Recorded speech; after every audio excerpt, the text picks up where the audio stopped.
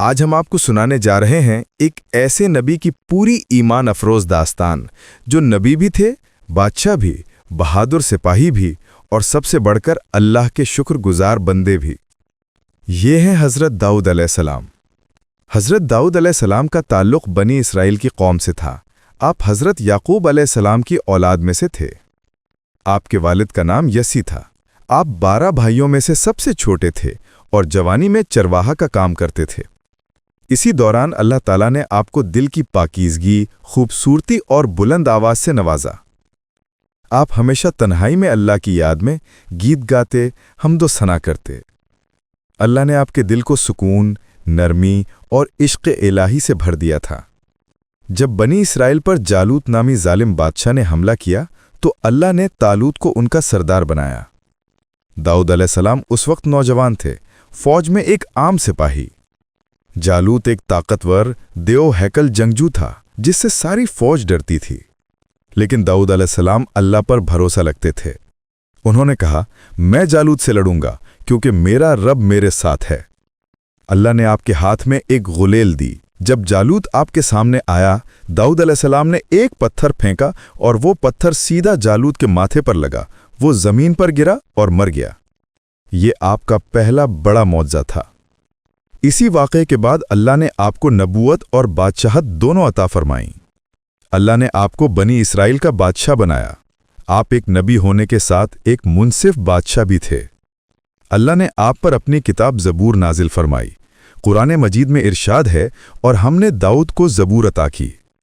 زبور میں اللہ کی حمد و ثنا، دعا اور ذکر الہی کے نغمے شامل تھے۔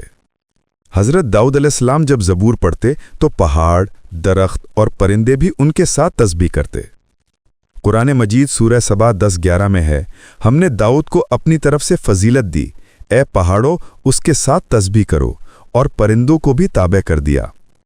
جب آپ کی آواز فضا میں گونجتی، پہاڑ لرزنے لگتے، پرندے خاموش ہو جاتے اور ایک نورانی سما کا منظر بن جاتا۔ یہ آپ کا دوسرا عظیم معجزہ تھا۔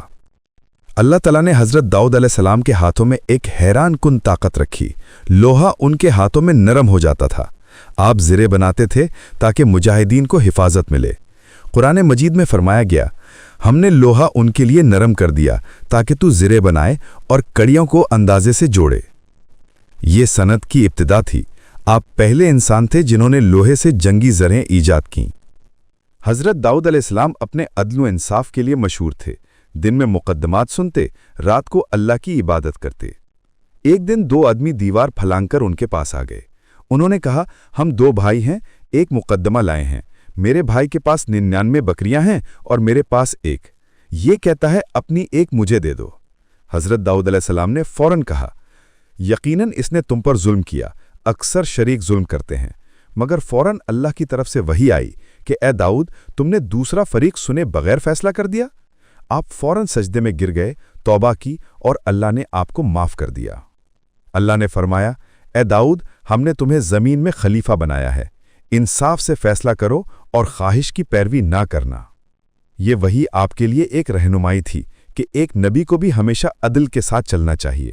نبی صلی اللہ علیہ وسلم نے فرمایا، اللہ کے نزدیک سب سے محبوب نماز داؤد کی نماز ہے اور سب سے محبوب روزہ داؤد کا روزہ ہے۔ آپ آدھی رات سوتے، تہائی رات اللہ کی عبادت کرتے اور چھٹا حصہ دوبارہ سوتے۔ آپ ایک دن روزہ رکھتے، اگلے دن افطار کرتے۔ اللہ نے آپ کو دل کی گہرائی سے اپنی یاد میں مشغول رکھا۔ اللہ نے آپ کی تعریف کرتے ہوئے فرمایا، اے آل داؤد، شکر کے طور پر نیک عمل کرو اور میرے بندے کم ہی شکر گزار ہیں۔ حضرت داؤد علیہ السلام کے دل میں شکر کا سمندر تھا۔ حالانکہ آپ بادشاہ تھے مگر بیت المال سے خرچ نہ کرتے۔ آپ اپنی روزی اپنے ہاتھ کی محنت سے کماتے، زرے بنا کر فروخت کرتے اور اپنی اولاد کو کھلاتے۔ رسول صلی اللہ علیہ وسلم نے فرمایا، سب سے بہتر کھانا وہ ہے جو انسان اپنے ہاتھ کی کمائی سے کھائے، اور داؤد علیہ السلام اپنے ہاتھ سے کام کر کے کھاتے تھے۔ آپ کی آواز میں ایسی تاثیر تھی کہ پتھر بھی پگھل جاتے، انسان روتے، دل نرم ہو جاتے۔ آپ کا چہرہ نورانی تھا، جب آپ بولتے تو لوگ خاموش ہو جاتے۔ اللہ نے آپ کو علم قضا عطا فرمایا۔ آپ کو حکمت دی گئی، ہر مسئلے کا بہترین حل۔ آپ کی زبان سے نکلی ہر تسبیح آسمانوں تک پہنچتی تھی۔ روایات میں آتا ہے کہ آپ کی وفات جمعے کے دن ہوئی۔ آپ عبادت میں مشغول تھے، پرندے آپ پر سایہ فگن تھے۔ اسی حالت میں آپ کی روح اللہ کے حضور چلی گئی۔ روایت ہے کہ آپ نے تقریباً 100 سال عمر پائی۔ آپ کے انتقال کے بعد آپ کے بیٹے حضرت سلیمان علیہ السلام نبی اور بادشاہ بنے، اور ان کے ذریعے اللہ نے نئی نعمتیں ظاہر فرمائیں۔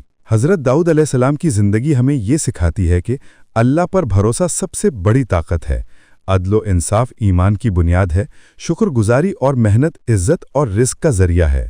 توبہ اور رجوع اللہ ہی اصل کامیابی ہے۔ حضرت داؤد علیہ السلام ایک نبی، ایک بادشاہ، ایک عابد اور ایک شکر گزار بندہ ہیں۔ ان کی زندگی کا ہر لمحہ ایمان اور حکمت سے بھرا ہوا ہے۔ اللہ ہمیں بھی ان کی طرح عدل، شکر اور عبادت کرنے والا بندہ بنائے۔ آمین۔ اگر آپ کو یہ ویڈیو پسند آئی ہو تو پروفٹ سیریز کو سبسکرائب کریں، ویڈیو کو لائک کریں اور دوسروں تک قرآن کے ان حسین پیغامات کو پہنچائیں۔